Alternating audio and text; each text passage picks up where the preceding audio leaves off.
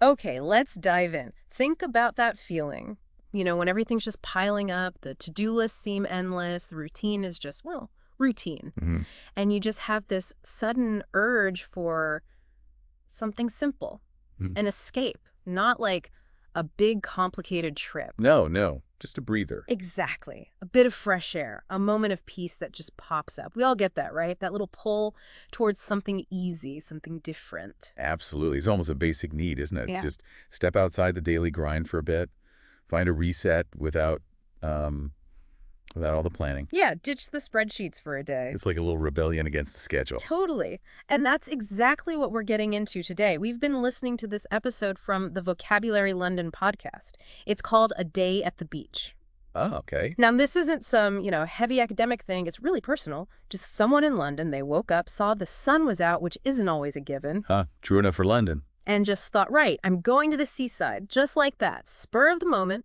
And that's relatable, isn't it? It's not the 2-week planned vacation. It's tapping into that feeling of just going, a sudden change. So our mission, if you will, for this deep dive is to figure out what made this unplanned day feel so restorative for the person telling the story. What were the actual ingredients? Yeah, what were the key bits that made it work? Why can these really simple, kind of small experiences actually have such a big impact on, how we feel? Your well-being. And hopefully give you listening some ideas for how you could maybe find your own little pockets of peace, even when life's hectic. Yeah, because psychologically it makes sense. We need novelty sometimes, right? To wake our brains up a bit. And that connection with nature. Oh, definitely. The sea, the sand. It's proven to lower stress, Mm. and it's about just pausing the pressure cooker for a while. Okay, so the story starts with this unexpected sunshine. A nice surprise, as she says. And it sparks this idea. Spontaneous beach trip. Grabs a towel, a book, some water, basics, and just heads for the train. That first step, just acting on the impulse, that seems really important. Oh, it's huge. There's a kind of freedom in just doing something positive like that on a whim, Yeah. especially when it's low pressure. You know? Right, no major consequences if it doesn't pan out perfectly. Exactly. Just cuts through all the usual planning and scheduling that runs our lives. Yeah. Makes you wonder, doesn't it? How often do we actually let ourselves do that? Good question. So the train journey itself, that becomes part of it. She talks about getting a window seat, just watch the world go by, green fields, little towns, people just living their day. It sounds almost like meditating while moving. That's a great way to put it. The journey is like a transition zone, a buffer between the everyday stuff and the escape you're heading toward. Right. It helps you switch off. Yeah, the rhythm of the train, the changing view. Yeah. It lets your mind settle, focus on the present instead of, worrying about emails or whatever. And she doesn't mention scrolling on her phone or anything. Interesting point. That lack of digital distraction probably made a big difference, really being there, looking out the window. So then she gets to the beach.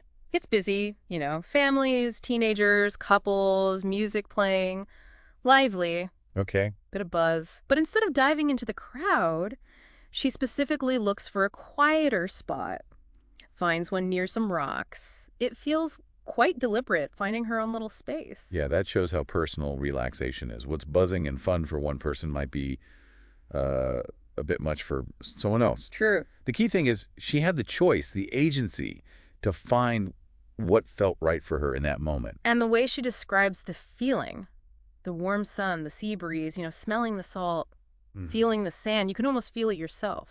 Painting a picture. And then she says this thing, I just sat there for a moment doing nothing. It's funny how we forget to do that sometimes, to just sit and be. Wow. That hits hard, doesn't it?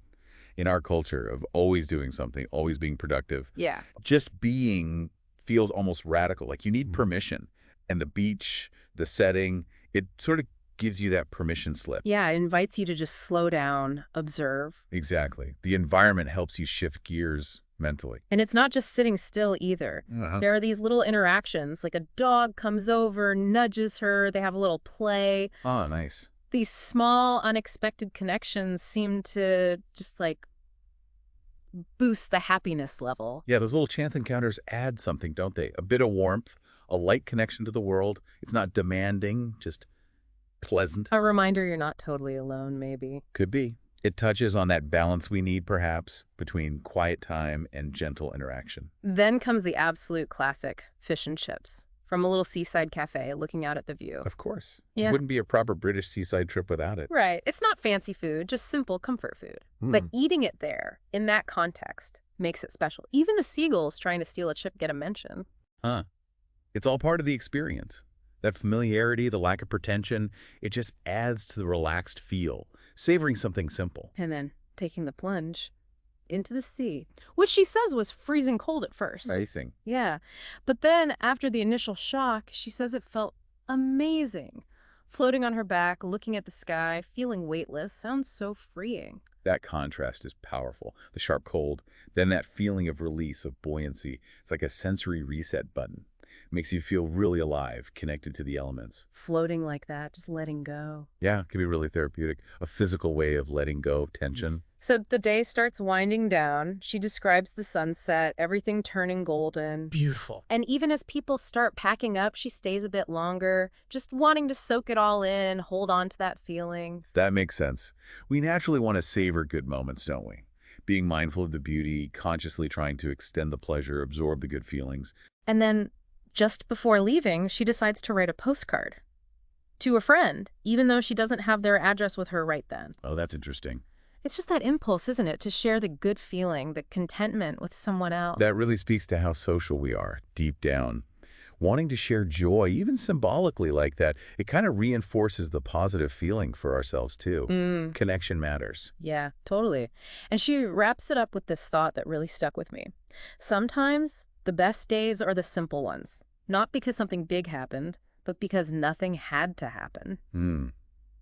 That just sums it all up perfectly. Doesn't it? That lack of pressure, being free from expectation, that's where the real relaxation happens. It's a great reminder that you don't always need, fireworks and fanfares for something to feel profound. So looking back at this whole narrative, this day at the beach, what are the big takeaways? Well, definitely the power of just going for it. Spontaneity. Right. Acting on impulse, and clearly the impact of nature. Sun, sea, sand, all that sensory stuff.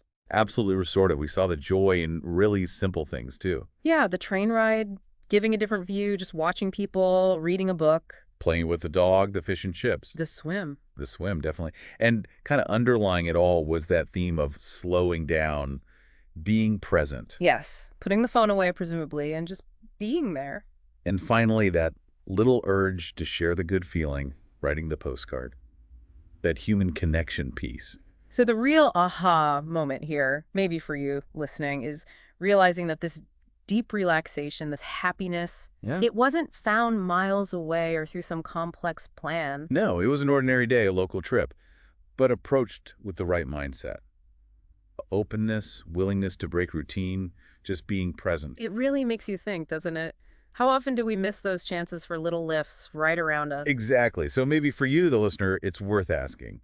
What's your version of this perfect beach day, even if you're nowhere near an ocean? Yeah, what simple things close to home give you that same feeling? Peace, joy, a bit of headspace. Could be a walk in the park down the road, reading a book in a comfy chair for an hour, really listening to music without doing 5 other things. Maybe the secret isn't really about the where, is it? Maybe it's more about the how.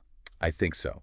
Cultivating that mindset, that willingness to just take a break from the demands and find some joy in just being.